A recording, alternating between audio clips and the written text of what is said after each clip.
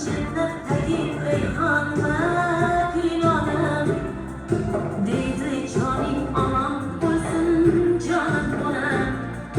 Betob bo'lmayin yaratganga yetsin nolam. Onam, onam, jonim onam, jannatdagi rayhonma gulin onam.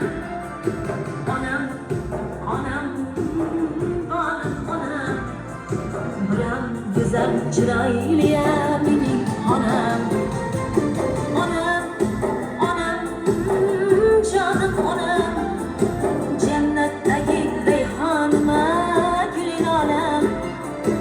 Onam, onam, bolam onam, biram go'zal chiroyli mening onam.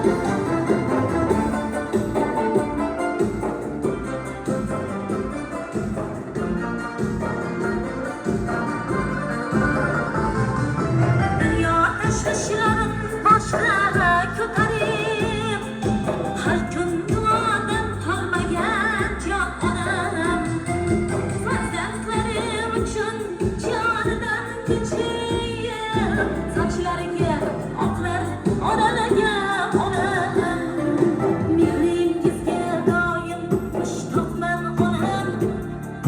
Hoy jannat nur yuzligim volidam, beshigimni tebratganingiz uchun umrim yetmas mendan rozi bo'ling onam.